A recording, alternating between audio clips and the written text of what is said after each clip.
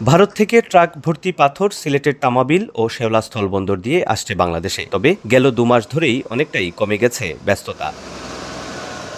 আমদানিকারকরা বলছেন, ভারতে খনি থেকে সরাসরি ট্রাকে পাথর বোঝাই করা হয়। এতে পাথরের সঙ্গে বালু ও মাটি চলে আসে, কিন্তু ওজন করার সময় বন্দর কর্মকর্তারা মাটি ও বালুর ওজন ছাড় দিচ্ছেন না। এতে লোকসানের সংখ্যায় আমদানি কমিয়ে দিয়েছেন তারা। এটা কিন্তু বর্তমানে কাস্টমস বা পোর্ট কর্তৃপক্ষ কেউ এটা ছাড় দিচ্ছে না। 4 ভাগের থেকে এখন 1 ভাগে চলে আসছে গাড়ি। এখনো সরকারের কাছে আমাদের আবেদন যে আমাদের এই বিষয়গুলো একটু খতিয়ে দেখবে। বন্দর কর্তৃপক্ষের কঠোর অবস্থানে ব্যবসায়ীদের আমদানি কমানোর সিদ্ধান্তে বিপাকে পড়েছেন বন্দর কেন্দ্রিক প্রায় 2000 শ্রমিক। আগে প্রতিদিন একটা করে গাড়ি কাজ করতাম, বাচ্চা কাচ্চা নিয়ে ডাল চাউল খাইতে পারতাম। এখন আমরা সপ্তাহে এক গাড়ি পাই না। দেখা গেছে আমাদের 2 জন লেবার 3 দিন 4 দিনে একটা গাড়ি পায় না। এমন পরিস্থিতিতে তামাবিল বন্দর কর্তৃপক্ষ বলছেন, পাথর ওজন করার ক্ষেত্রেও যে নির্দেশনা রয়েছে তার বাইরে কোনো পদক্ষেপ নেবেন না তারা। বালি এগুলোর একটা ছাড় পেতেন, এগুলো এখন আসলে পাচ্ছেন না, বিধায় তারা মনে হয় ব্যবসা বন্ধ রেখেছেন।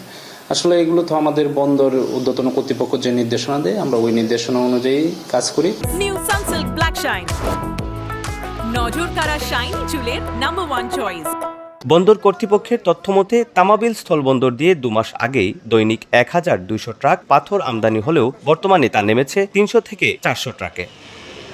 ভারত থেকে আমদানিকৃত পাথরের সাথে কাদামাটির সংমিশ্রণ থাকায় 15% ছাড় পেলেও এখন ব্যবসায়ীরা পাচ্ছেন না সেই কাঙ্ক্ষিত ছাড়, যার কারণে সরকার রাজস্ব খাতে প্রতিদিন হারাচ্ছে প্রায় অর্ধ কোটি টাকার মতো রাজস্ব।